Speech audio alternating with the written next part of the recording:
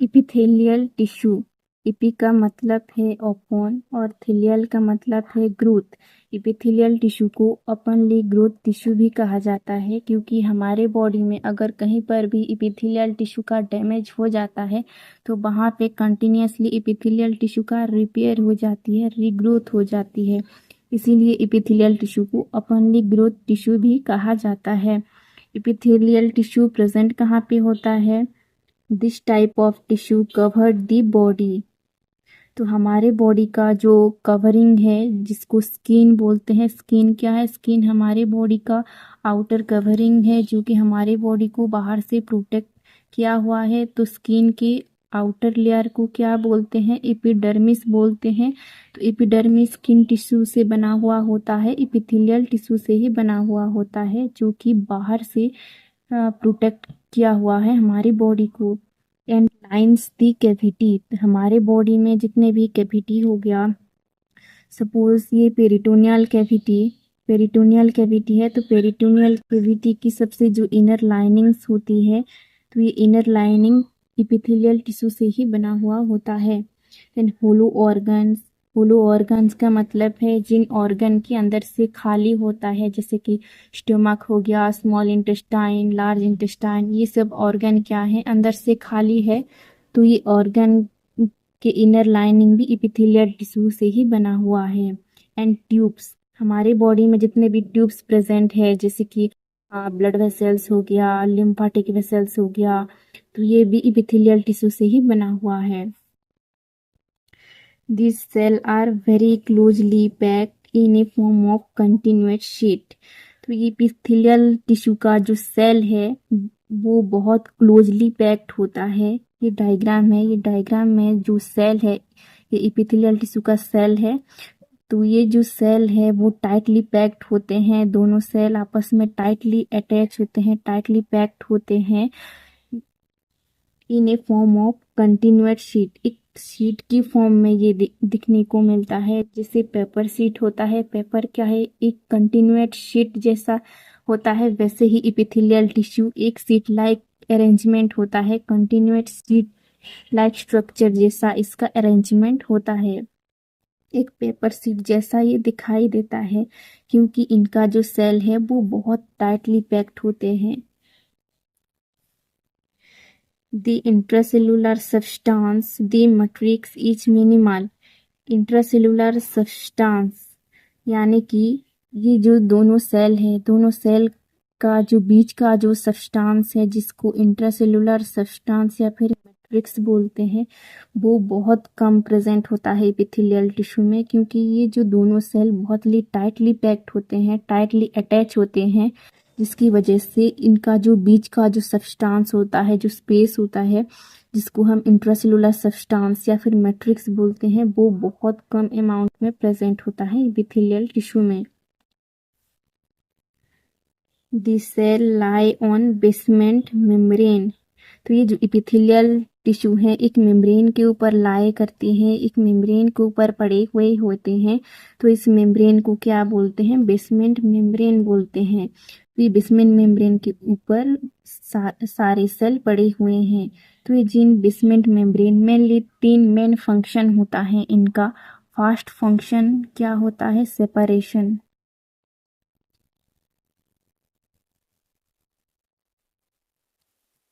Separation का काम करती है। अगर ये एपिथेलियल टिश्यू है, इसके नीचे अगर कनेक्टिव टिश्यू है, तो एपिथेलियल टिश्यू और कनेक्टिव टिश्यू को कौन सेपरेट करता है? ये बेसमेंट मेम्ब्रेन। सेकेंड फंक्शन है न्यू सेल ओरिजिनेट।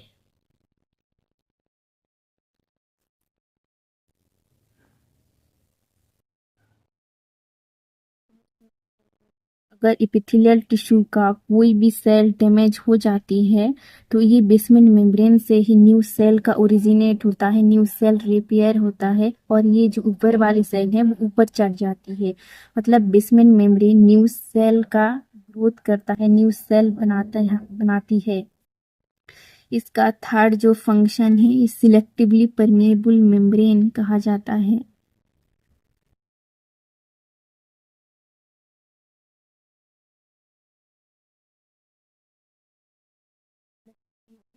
मेम्ब्रेन यानी कि basement membrane act as a selectively permeable membrane की तरह एक्ट करती है। अगर बेसमेंट मेम्ब्रेन को कोई भी सब्सटेंस अच्छा नहीं लगता तो वो सब्सटेंस बेसमेंट मेम्ब्रेन से क्रॉस होकर एपिथेलियल टिश्यू में एंटर नहीं होगा, और जो सब्सटेंस बेसमेंट मेम्ब्रेन को अच्छा लगता है वही सब्सटेंस ही बेसमेंट मेम्ब्रेन से क्रॉस होकर एपिथेलियल टिश्यू में एंटर होता है। तो बेसमेंट मेम्ब्रेन क्या करती है, it act as a selectively permeable membrane की तरह ये एक्ट करती है, मतलब चुन चुन के जो सब्सटेंस बेसमेंट मेम्ब्रेन को क्रॉस करवाती है। Epithelial tissue have nerve supply but no blood supply.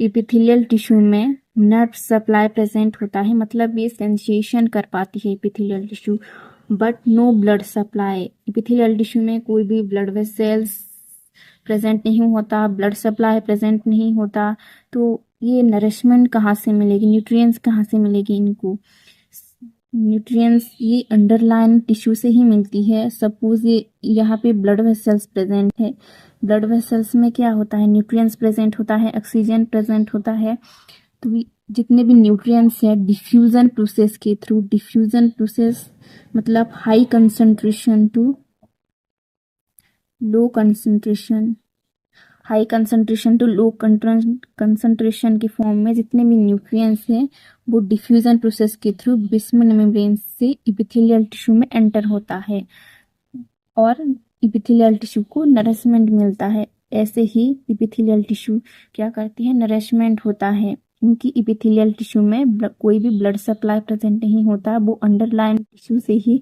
जितने भी न्यूट्रिएंट्स या फिर ऑक्सीजन हैं वो डिफ्यूजन प्रोसेस के थ्रू एपिथेलियल टिश्यू में एंटर होते हैं।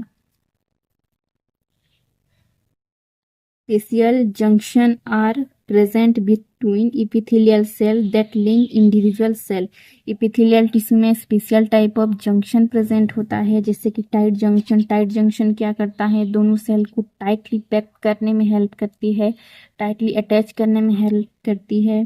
गैप जंक्शन, गैप जंक्शन के थ्रू जितने भी न्यूट्रिएंट्स हैं, ऑक्सीजन है, वो आपस में सेल में एक्सचेंज होता है। देन अडेरेंट जंक्शन क्या करती है, अडेयर होने में हेल्प करती है। एपिथेलियल टिश्यू में मेनली तीन सरफेस देखा जाता है। ये जो सेल है, सेल का जो ऊपर का जो सरफेस होता है इसको एपिकल सरफेस बोलते हैं, ऊपर का जो सरफेस को। और सेल का जो बेस होता है, बेस में जो सरफेस होता है इसको वेसल सरफेस बोलते हैं, जो बेसमेंट मेम्ब्रेन में लाई करती है। देन ये जो सेल का जो साइड का जो सरफेस है इसको लेटरल सरफेस बोलते हैं। ये तीन surface, apical surface, lateral surface और बेसल सरफेस, ये तीन सरफेस एपिथेलियल टिश्यू में पाए जाते हैं। Classification of epithelial tissue. Epithelial tissue के स्ट्रक्चर एंड फंक्शन के हिसाब से उसको टू टाइप में डिवाइड किया गया है। पहला जो टाइप है उसको सिंपल एपिथेलियम बोलते हैं और सेकंड जो टाइप है उसको स्ट्रेटिफाइड एपिथेलियम बोलते हैं। स्ट्रेटिफाइड एपिथेलियम को कंपाउंड एपिथेलियम भी बोला जाता है। सिंपल एपिथेलियम का स्ट्रक्चर कैसा होता है, सिंगल लेयर ऑफ सेल। ये जो सिंपल एपिथेलियम होते हैं जस्ट सिंगल लेयर में प्रेजेंट होते हैं, इसके ऊपर कोई भी लेयर नहीं होता, ये जस्ट सिंगल लेयर में प्रेजेंट होते हैं, तभी इसको सिंपल एपिथेलियम बोलते हैं। Stratified epithelium several layer of cell, इसका जो लेयर होता है वो मल्टीपल लेयर ऑफ सेल होते हैं, मतलब एक लेयर के ऊपर एक लेयर देन एक लेयर, ऐसे ही सेवेरल लेयर में प्रेजेंट होते हैं, तभी इसको स्ट्रेटिफाइड एपिथेलियम बोलते हैं। सिंपल एपिथेलियम मेनली 6 टाइप का होता है। जो पहला जो टाइप है उसको सिंपल स्क्वामस एपिथेलियम बोलते हैं। सेकंड जो टाइप है तो simple cuboidal epithelial cells, then simple columnar epithelial cell, simple glandular epithelial cell, simple germinal epithelial cell, simple pseudo stratified epithelial cell, ऐसे ही 6 टाइप में डिवाइड किया गया है सिंपल एपिथेलियम को। स्ट्रेटिफाइड एपिथेलियम को मेनली 4 टाइप में डिवाइड किया गया है, जैसे कि stratified squamous epithelium, stratified cuboidal epithelium, stratified columnar epithelium और ट्रांजिशनल एपिथेलियम, ऐसे ही 4 टाइप में डिवाइड किया गया है। सिंपल स्क्वामस एपिथेलियम, इसका जो स्ट्रक्चर कैसा होता है, सिंगल लेयर ऑफ सेल, इसका जो स्ट्रक्चर होता है ये जस्ट सिंगल लेयर में प्रेजेंट होता है, इसके ऊपर कोई भी लेयर नहीं होता। देन फ्लैट सेल, इसका जो सेल होता है बहुत फ्लैट होता है, यानी कि इसका जो लेंथ और वाइड होता है वो बहुत कम होता है। और सेंटर में क्या प्रेजेंट होते हैं, न्यूक्लियस प्रेजेंट होते हैं, और ये बेसमेंट मेम्ब्रेन के ऊपर लाई करते हैं। सिंपल स्क्वामस एपिथेलियम प्रेजेंट कहाँ पे होता है, लाइनिंग ऑफ ब्लड वेसल्स। हमारे बॉडी में जो ब्लड वेसल्स होते हैं, यानी कि ये ब्लड वेसल्स है, ब्लड वेसल्स की जो इनर लाइनिंग होती है, ये inner lining squamous epithelium cell से बना हुआ होता है। Then lining of heart, heart की जो इनर लाइनिंग होता है जिसको इंडोकार्डियम बोलते हैं, उसको भी लाइन किया हुआ है किसने, स्क्वामस एपिथेलियम ने। देन बॉडी कैविटी, हमारे बॉडी में जो बॉडी कैविटी होती है जैसे कि पेरिटोनियल कैविटी, उसको भी इनर लाइनिंग से लाइन किया हुआ है स्क्वामस एपिथेलियम में। देन इसका फंक्शन क्या है, मेनली प्रोटेक्शन।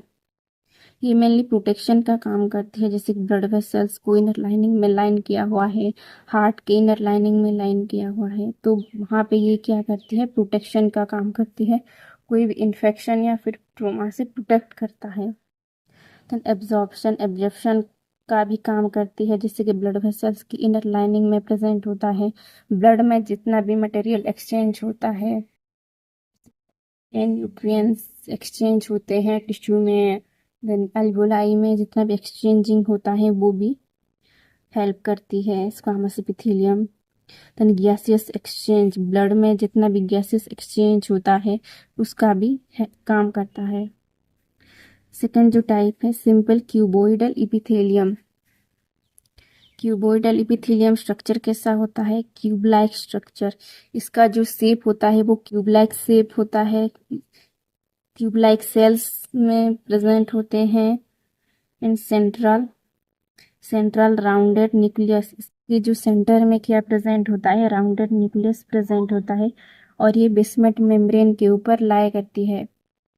प्रेजेंट कहाँ पे होती है, क्यूबोइडल इपिथेलियम थायराइड ग्लैंड। हमारे बॉडी में जो थायराइड ग्लैंड प्रेजेंट है जो कि हार्मोन सिक्रेशन करती है। थायराइड ग्लैंड क्या है, एक इंडोक्राइन ग्लैंड है जो कि हार्मोन सिक्रेशन करती है, वहाँ पे ये प्रेजेंट है। देन पेनक्रीज, हमारे बॉडी में जो पेनक्रीज क्या है, पेनक्रीज एक इंडोक्राइन ग्लैंड है जो कि हार्मोन भी सिक्रेशन करती है और एंजाइम भी सिक्रेशन करती है, इसीलिए इसको हेटेरोक्राइन ग्लैंड भी बोलते हैं।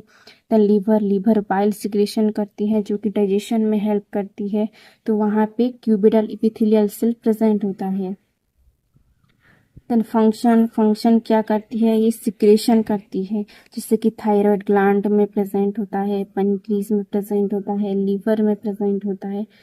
तो इस ऑर्गन में क्या होता है, सिक्रेशन होता है, जैसे कि थायराइड ग्लैंड हार्मोन सिक्रेशन करती है, पेनक्रीज ग्लैंड पेनक्रेटिक जूस सिक्रेट करता है, देन लीवर बाइल सिक्रेशन करती है, तो ये सिक्रेशन करने में हेल्प करता है। Store of glycogen, cuboidal epithelial cell glycogen को भी स्टोर करती है। ग्लाइकोजन क्या है, ग्लाइकोजन ग्लूकोज का स्टोरेज फॉर्म को ग्लाइकोजन बोलते हैं। जब हमारे बॉडी में एक्स्ट्रा ग्लूकोज बनता है तो वो ग्लूकोज हमारे बॉडी में स्टोर हो जाती है, ग्लाइकोजन फॉर्म में स्टोर होती है। स्टोर कहाँ पे होती है, हमारे एडिपोज टिश्यू में स्टोर होता है, और पेनक्रीज में भी स्टोर होता है, वो ग्लाइकोजन फॉर्म में ही स्टोर होता है। और जब हमारी बॉडी में ग्लूकोज का नीड पड़ती है तब वो स्टोर ग्लाइकोजन ग्लूकोज में कन्वर्ट हो जाती है और हमारी बॉडी में यूटिलाइज होता है और हमारी बॉडी को एनर्जी मिलता है।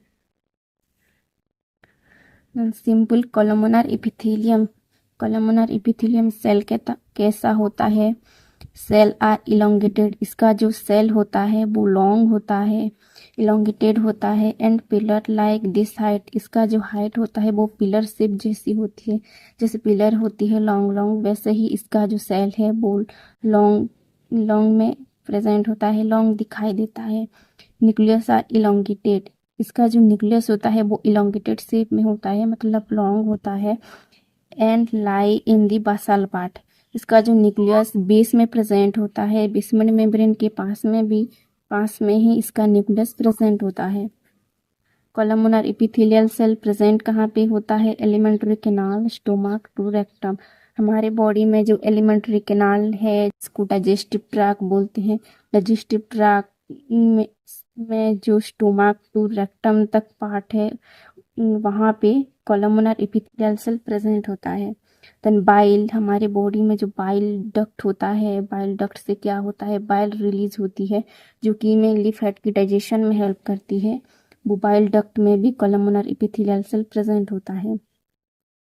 ये जो कोलमनर एपिथेलियल सेल टॉप में, ये जो टॉप सेक्शन में एक स्पेशल स्ट्रक्चर प्रेजेंट होता है जिसको माइक्रोविलाई या फिर सीलिया बोलते हैं। माइक्रोविलाई क्या है, इनफोल्डिंग स्ट्रक्चर है जो ये सेल के टॉप में प्रेजेंट होता है, और ये हेयर लाइक स्ट्रक्चर जिसको सीलिया बोलते हैं। इसका जो मेन फंक्शन है अब्जॉर्प्शन ऑफ डाइजेस्ट फूड, जो हमारे डाइजेस्टिव ट्रैक्ट में फूड बन जाती है, फूड बनने के बाद जितने भी न्यूट्रिएंट्स बनती है वो न्यूट्रिएंट्स को अब्सॉर्ब करने में हेल्प करती है। जैसे कि माइक्रोविलाई क्या करती है, सपोज ये स्टोमक है,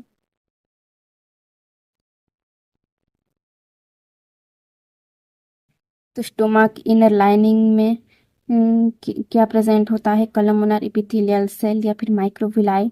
तो माइक्रोविलाई क्या करती है, ये सरफेस एरिया को इंक्रीज कर देती है जिसकी वजह से स्टोमक में जितने भी न्यूट्रिएंट्स है वो इजीली ब्लड में एब्जॉर्ब हो जाती है जल्दी से। और हेयर लाइक स्ट्रक्चर क्या करती है, ये मूव होता रहता है और जितने भी सब्सटेंस को आगे प्रोपेल करती है, आगे पास करती है, जिसकी वजह से जो सब्सटेंस है, जो पार्ट है वो नेक्स्ट पार्ट में एंटर हो सके।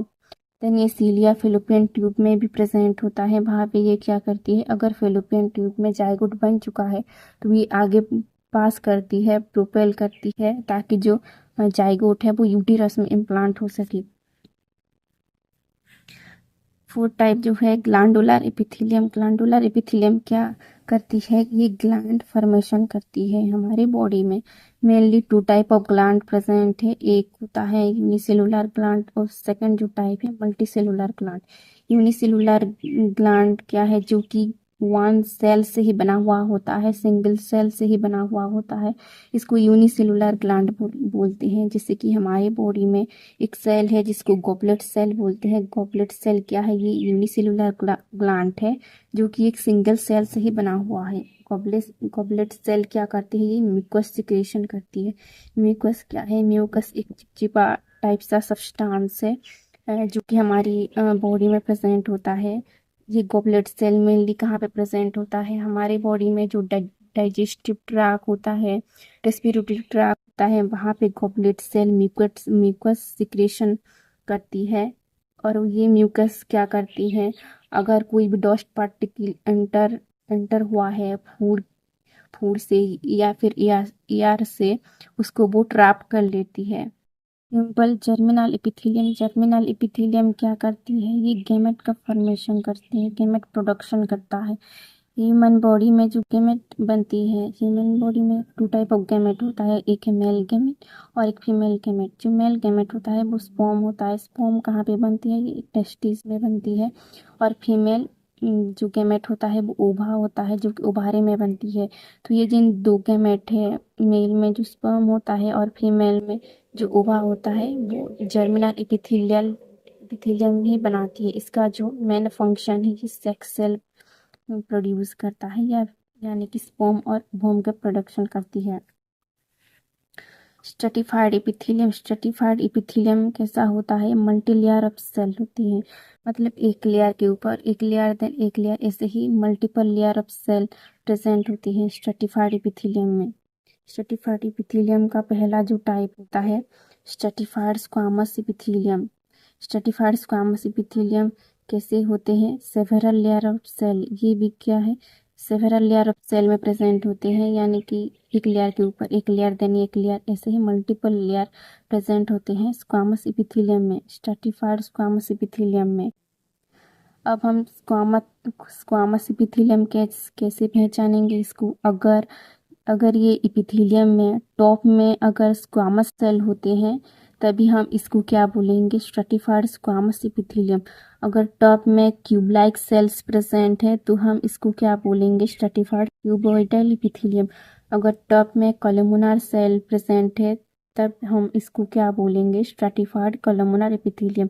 ऐसे ही डिटेक्ट किया जाता है इस एपिथेलियम को। Then in the deep layer are mainly columnar cell, and as they grow toward the surface they become flat and shed। यहाँ पे क्या होता है, ये जो बेसमेंट मेम्ब्रेन में क्या होता है, न्यू सेल ओरिजिनेट होता है, न्यू सेल का फॉर्मेशन होता है। तो अगर यहाँ पे सेल अगर अगर यहाँ पे सेल बने तो ये आगे ऊपर ऊपर चढ़ता जाता है, और जितना ऊपर ऊपर चढ़ता जाता है वैसे ही सेल क्या होते हैं, फ्लैट होते जाते हैं। और टॉप में जो सेल होते हैं वो बहुत ही फ्लैट हो जाते हैं, और ऊपर का जो सेल होता है वो शेड होते जाते हैं, मतलब गायब हो जाते हैं। तो जितना जितना सेल ऊपर चढ़ते चढ़ते जाएंगे उतना ही सेल फ्लैट होती जाएगी, और ऊपर का जो सेल क्या होगा, वो शेड हो जाएगी, मतलब गायब हो जाएगी। ऐसे ही सेल स्क्वामस एपिथेलियम में प्रेजेंट होता है।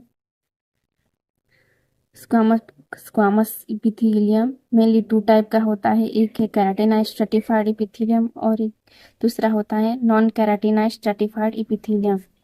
ये जो केराटिनाइज्ड स्ट्रैटिफाइड एपिथेलियम में क्या क्या होता है, ये जो सेल है, सेल का जो टॉप लेयर होता है जो कि फ्लैट होता है और बहुत थिन होता है, इसमें एक स्पेशल टाइप प्रोटीन ऐड होती है जिसको केराटिन प्रोटीन बोलते हैं। और यहाँ पे न्यूक्लियस प्रेजेंट नहीं होता, ओनली केराटिन प्रोटीन प्रेजेंट होता है। केराटिन क्या है, केराटिन एक वाटरप्रूफ की तरह हमारी बॉडी में काम करती है। केराटिनाइज्ड स्ट्रैटिफाइड एपिथेलियम प्रेजेंट कहाँ पे होती है, ये ड्राई सरफेस में प्रेजेंट होती है। हमारे बॉडी में जितने भी ड्राई सरफेस प्रेजेंट है जिसमें कि इन्फेक्शन होने की ज़्यादा चांसेस रहती है, वेयर एंड टियर होने का ज़्यादा चांसेस रहती है, वहाँ पे केराटिनाइज्ड स्ट्रैटिफाइड एपिथेलियम प्रेजेंट होता है। ड्राई सरफेस जैसे स्किन क्या है, ड्राई सरफेस है। हेयर भी ड्राई सरफेस होता है जिसमें वेयर एंड टियर होने की ज़्यादा चांसेस रहती है। नेल ड्राई सरफेस है, तो यहाँ पे केराटिनाइज्ड स्ट्रैटिफाइड एपिथेलियम प्रेजेंट होता है जो कि मॉइस्ट करके रखता है, जिसकी वजह से हमारी स्किन, नेल, हेयर में जल्दी वेयर एंड टियर नहीं होता, इन्फेक्शन नहीं होता। तो नॉन केराटिनाइज्ड स्ट्रैटिफाइड एपिथेलियम में जो टॉप लेयर है वहाँ पे कोई प्रोटीन ऐड नहीं होता। यहाँ पे क्या होता है, केराटिन एब्सेंट होता है, केराटिन जो वाटर प्रूफ बनाती है वो एब्सेंट होता है, और इसमें जो टॉप लेयर की सेल है वो न्यूक्लियस प्रेजेंट होता है। देन केराटिन एब्सेंट, यहाँ पे केराटिन एब्सेंट होता है। Non keratinized stratified epithelium present कहाँ पे होता है, मॉइस्ट सरफेस। हमारे बॉडी में जो मॉइस्ट सरफेस होता है जो हमेशा मॉइस्ट रहती है, जैसे कि माउथ क्या है, मॉइस्ट रहती है हमेशा। देन फेरिंग्स भी हमेशा मॉइस्ट रहती है, जहाँ पे कि इन्फेक्शन होने का ज़्यादा चांसेस रहती है। देन ओसोफेगस हमेशा मॉइस्ट रहती है, फेरिंग्स भी मॉइस्ट रहती है। तो यहाँ पे non keratinized stratified epithelium present होता है।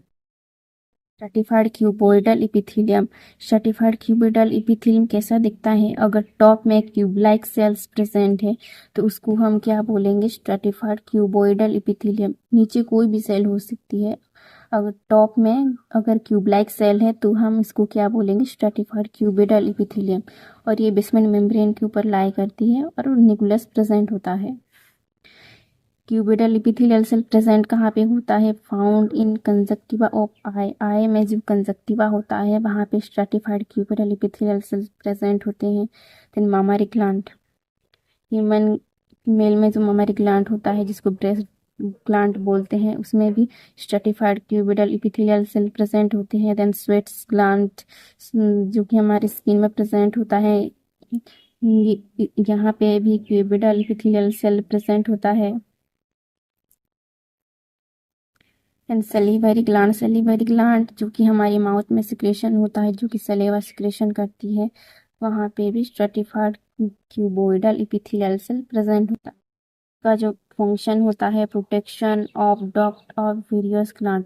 जो डक्ट ग्लैंड होते हैं जैसे कि मामरी ग्लैंड हो गया, स्वेट्स ग्लैंड, सलीवरी ग्लैंड, ये सब ग्लैंड क्या है, डक्ट ग्लैंड है, यानी कि डक्ट के थ्रू कोई भी चीज सिक्रेशन होती है तो डक्ट को ये प्रोटेक्शन करती है। डक्ट की इनर लाइनिंग में लाइन किया हुआ है जो कि डक्ट को प्रोटेक्ट करती है कोई भी इन्फेक्शन या फिर माइक्रो ऑर्गेनिज्म से। Stratified columnar epithelium. Columnar epithelium top में कौन सी सेल प्रेजेंट होगी? कॉलमनार सेल प्रेजेंट होगी, तभी हम उसको क्या बोलेंगे? Stratified columnar epithelium. और ये बेसमेंट मेम्ब्रेन के ऊपर लाई करती है और न्यूक्लियस यहाँ पे प्रेजेंट होता है। ये प्रेजेंट कहाँ पे होता है? Stratified columnar epithelium mammary gland, female में जो ममरी ग्लैंड होता है वहाँ पे प्रेजेंट होता है। देन लेरिंग्स में प्रेजेंट होता है, एपिग्लोटिस में प्रेजेंट होता है। एपिग्लोटिस क्या है? एक फ्लैट लिब लाइक स्ट्रक्चर होता है जो कि हमारी लेरिंग्स के पास में ही प्रेजेंट होता है। जो फंक्शन होता है ये प्रोटेक्शन का काम करती है और सिक्रेशन का काम करती है। Transitional epithelium. ट्रांजिशनल एपिथेलियम कैसा दिखता है? ये सेवेरल लेयर ऑफ सेल, ये सेवेरल लेयर ऑफ सेल में प्रेजेंट होता है, जैसे कि स्क्वामस एपिथेलियम भी प्रेजेंट है, क्यूबोइडल एपिथेलियल सेल भी प्रेजेंट होता है, कॉलमनार एपिथेलियल सेल भी यहाँ पे प्रेजेंट होता है, मतलब multiple layer of cell present होते हैं। ट्रांजिशनल एपिथेलियल सेल प्रेजेंट कहाँ पे होता है? Mainly urinary bladder, excretory part है। एक्सक्रीटोरी पार्ट में जो यूरिनरी ब्लडर होता है, यूरिनरी ब्लडर में ट्रांजिशनल एपिथेलियम प्रेजेंट होता है। ये फंक्शन क्या करती है? Stretching of the bladder fill. ये क्या करती है? स्ट्रेचिंग का काम करती है। यूरिनरी ब्लडर में जब यूरिन फुल होता है, यूरिन फुल होने पर ये ब्लडर में क्या करती है? ये स्ट्रेचिंग करती है, स्ट्रेच करती है ट्रांजिशनल एपिथेलियल सेल, ताकि ज़्यादा से ज़्यादा amount of urine urinary bladder में फुल हो सके।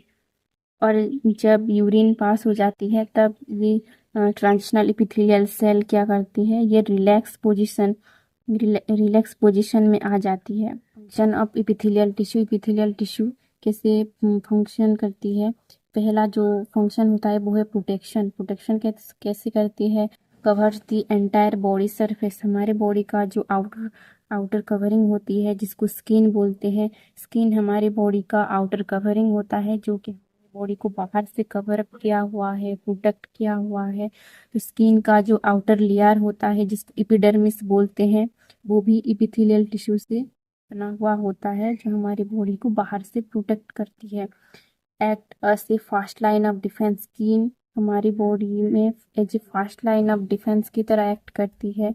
अगर कोई भी माइक्रो ऑर्गेनिज्म हमारे बॉडी में स्किन में एंटर होना चाहता है तो स्किन ऐसे फर्स्ट लाइन ऑफ डिफेंस की तरह एक्ट करती है और कोई भी माइक्रो ऑर्गेनिज्म को स्किन के अंदर एंटर होने नहीं देता। एपिथेलियल टिश्यू दोनों तरफ से ही प्रोटेक्शन करती है।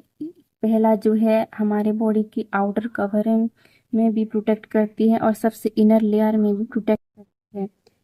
देन सेकेंड टाइप है absorption. Epithelial lining of digestive tract absorb nutrients in water.